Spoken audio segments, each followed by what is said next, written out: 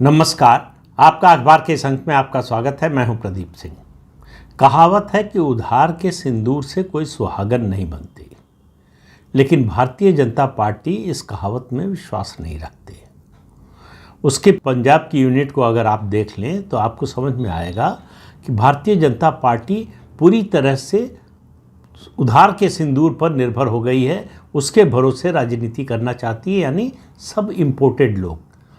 तो भाजपा को पंजाब की राजनीति में इम्पोर्टेड नेता ज़्यादा पसंद है। उसके प्रदेश अध्यक्ष से लेकर नीचे तक, जो केंद्र में मंत्री बनाए वो, जो संवैधानिक पदों पर जिनको बिठाया वो सब के सब बाहर से आए हुए लोग। और अभी अभी पंजाब में आपको मालूम है कि उपचुनाव होने जा रहे हैं। 4 विधानसभा सीटों के लिए होने जा रहे हैं। शिरोमणि अकाली दल ने घोषणा की है कि वो ये उपचुनाव नहीं लड़ेगी।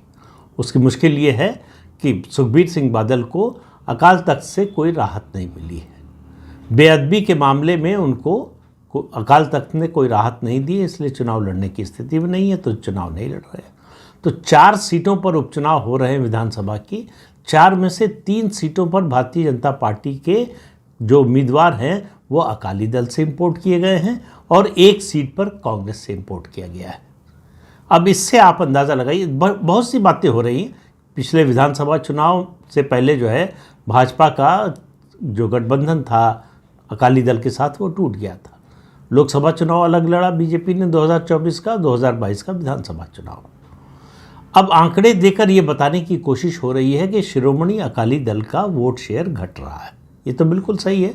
शिरोमणि अकाली दल जो है वो लगातार घट रही है 2017 के चुनाव में हार के बाद से, और उसके बाद उसकी स्थिति में या उसके वोट शेयर में या उसके विधायकों सांसदों की संख्या में कोई बढ़ोतरी नहीं हुई है। ये तो एक सच्चाई है, तथ्य है। दूसरी तरफ जो तर्क दिया जा रहा है कि भारतीय जनता पार्टी का वोट शेयर इसकी तुलना में बढ़ रहा है। अब आप देखिए, आपको भरमाना हो, ये स्टैटिस्टिक्स ऐसी होती है जिसका हर तरह से इस्तेमाल किया जा सकता है, पक्ष में भी खिलाफ में भी। उन्हीं आंकड़ों का इस्तेमाल करके आप किसी के पक्ष में बोल सकते हैं, उन्हीं आंकड़ों का इस्तेमाल करके किसी के खिलाफ बोल सकते हैं। अब ये बात बिल्कुल सही है। अगर आप आंकड़े देखेंगे कि भारतीय जनता पार्टी का 2022 के विधानसभा चुनाव में और 2024 के लोकसभा चुनाव में उसका वोट शेयर बढ़ गया, तो आप कहेंगे इसमें गलत क्या है। अगर आंकड़े बता रहे हैं, चुनाव आयोग का नतीजा बता रहा है, अगर वोट शेयर बढ़ गया तो इसका मतलब बढ़ गया, इसका मतलब भारतीय जनता पार्टी की पंजाब में लोकप्रियता बढ़ रही है। ये जो है, इससे बड़ा धोखा और कुछ नहीं हो सकता है। ये वोट शेयर इसलिए बढ़ गया कि अकाली दल से गठबंधन टूट गया। भारतीय जनता पार्टी पहले की तुलना में ज़्यादा सीटों पर चुनाव लड़ रही है।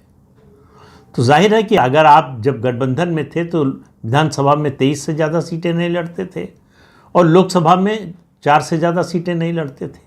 अब आप सब पर लड़ रहे हैं। लोकसभा की 13 की 13 सीटों पर लड़ रहे हैं और विधानसभा की सभी सीटों पर लड़ रहे हैं। तो ऐसे में आपका वोट शेयर तो बढ़ना ही है।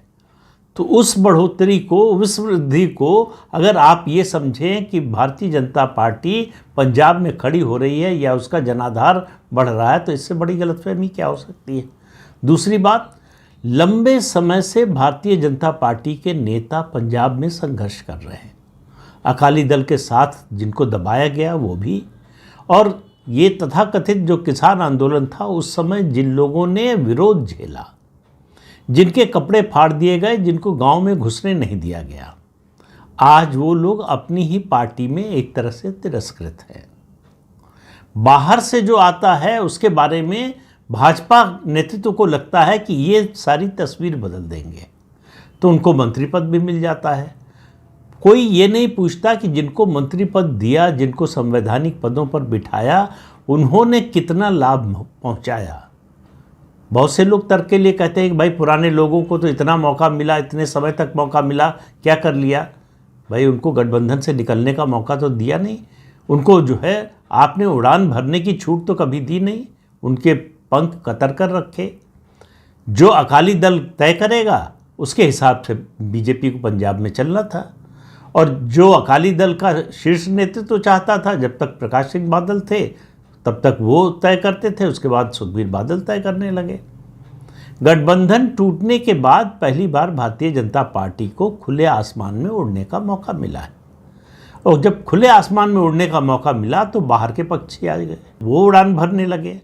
तो आप देखिए, केंद्र में मंत्री हों या संवैधानिक पद हों, उन सब पर जो है बीजेपी का अपना कोई ओरिजिनल नेता जिसने 15 साल, 20 साल, 25 साल, 30 साल लगाए हैं राजनीति में, प्रदेश की राजनीति में या पंजाब की राजनीति में, उसको कुछ नहीं मिल रहा है।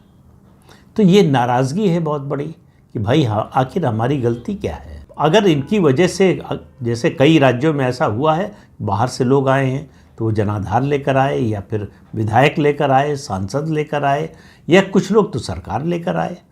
अगर ऐसा कुछ किया होता तो बात समझ में आती कि भाई देखिए, इनके आने से हमारी सरकार बनी, हम सत्ता में आए, इनके आने से इतने विधायक हमारे साथ जुड़ गए, इतने सांसद जुड़ गए।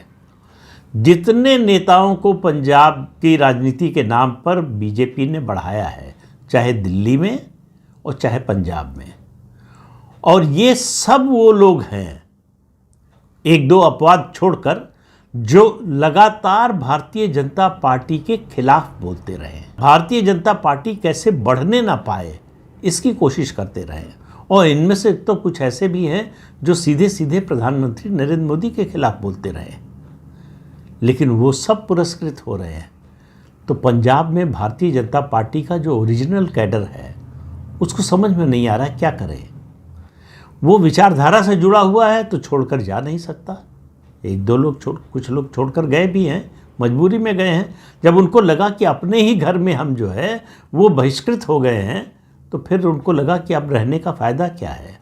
जो बाहर वाले आए वो राज कर रहे हैं। प्रदेश अध्यक्ष कांग्रेस से आए हैं, तो अब जाहिर है कि उनकी कार्यशैली वही होगी जो कांग्रेस में वो जिस तरह से काम करते रहे हैं। उनके बारे में भी चर्चा है कि वो भी असंतुष्ट हैं। बाहर से लाकर सीधे प्रदेश अध्यक्ष बनाया गया, इसके बावजूद वो असंतुष्ट हैं क्योंकि उनके बाद आने वाले राज्यसभा चले गए, केंद्र में मंत्री बन गए।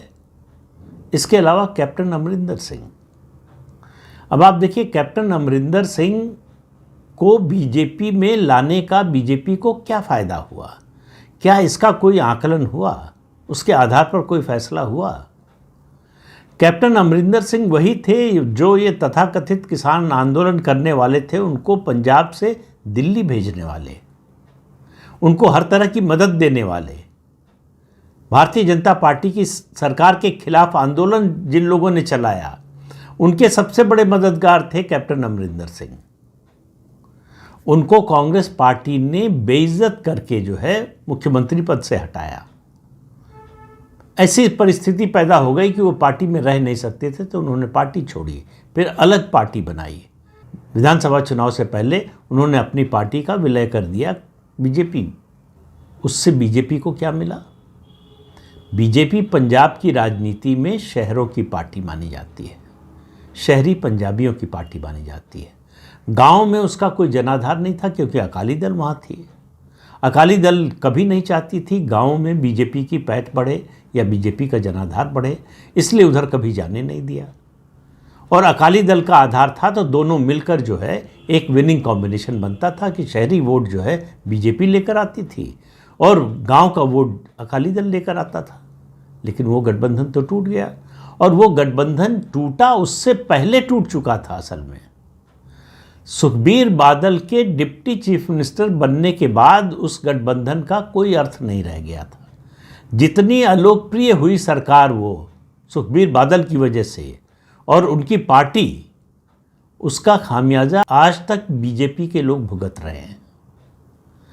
सुखबीर बादल को कंधे पर ढोने का जितना बड़ा नुकसान हुआ बीजेपी को, ये जो इम्पोर्टेड लोग आए हैं उनकी वजह से उसका शतांश भी फ़ायदा नहीं हुआ है।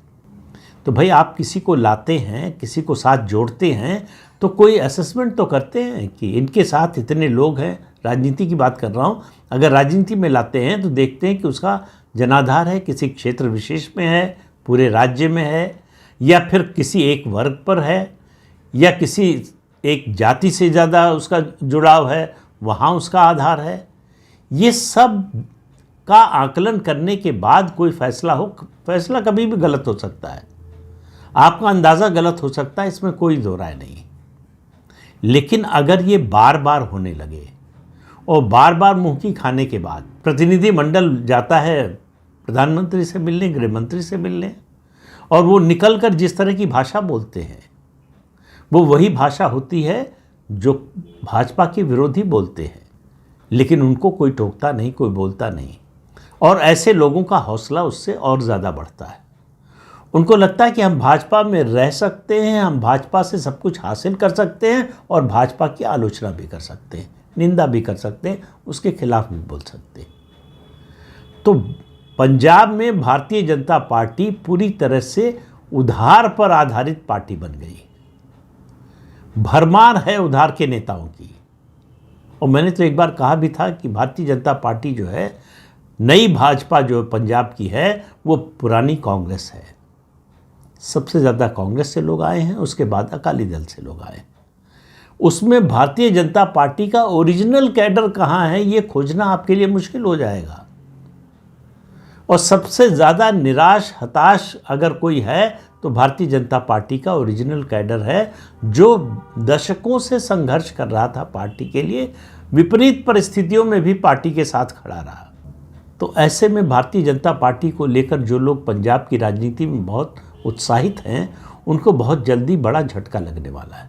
क्योंकि ये जो आंकड़े हैं कि मत प्रतिशत बढ़ गया, बीजेपी बढ़ रही है, कुछ लोग ये भी कह रहे हैं कि अकाली दल चूँकि लगातार घट रहा है, लंबे समय तक अकाली दल और भाजपा का गठबंधन रहा है, तो इतने लंबे समय तक अगर दो पार्टियों का गठबंधन है तो जाहिर है कि उनमें वोट ट्रांसफ़र होता था और बड़े स्मूथ तरीके से होता था।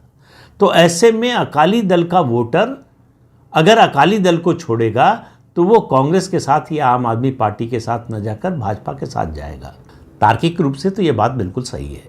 लेकिन जब वो अकाली दल को छोड़ेगा और भाजपा की तरफ आने की कोशिश करेगा या रुख करेगा, तो देखेगा कि वहाँ पर तो पुराने अकाली और कांग्रेस के लोग बैठे हुए हैं, जिनसे वो लड़ाई लड़ता रहा पूरी ज़िंदगी, जिनके खिलाफ वोट करता रहा वो हमेशा। तो क्यों साथ आएगा फिर? भाजपा का ओरिजिनल कैडर होता, कमज़ोर भी होता, पंजाब में पार्टी को खड़ा करने में बहुत समय लगेगा। इतने लंबे समय तक पार्टी को दबा कर रखा गया है कि उसके फिर से खड़े होने में वो ऐसे व्यक्ति की तरह है जिसको कभी उठने का, खड़े होने का मौका ही नहीं मिला। तो एकदम से अगर आप उसको खड़ा करेंगे तो लड़खड़ा कर गिर पड़ेगा। वही स्थिति बीजेपी की है। तो उसमें बैसाखियाँ लगा दी गई हैं अकाली दल और कांग्रेस से निकले हुए या निकाले गए लोगों की। तो ऐसे में जो है, अब जो लोग आ रहे हैं उनमें से ज़्यादातर लोग ऐसे हैं जो कई चुनाव हार चुके हैं। तो जाहिर है कि जनता उनको नकार चुकी है। उनको लाकर आपको फ़ायदा क्या? मैं यही बात कह रहा हूँ कि चुनाव में और चुनावी राजनीति में किसी को लेना, देखिए हर पार्टी में दो तरह से उसका विस्तार होता है, एक ऑर्गेनिक तरीके से, एक इनऑर्गेनिक तरीके से। ऑर्गेनिक तरीका मतलब स्वाभाविक तरीका, जब आप अपना कैडर तैयार करते हैं, उस कैडर से निकलकर नेता बनते हैं, वो एक क्षेत्र में फिर प्रदेश में उनका आधार बनता है, उनकी पहचान बनती है। ये बड़ा लंबा प्रोसेस है।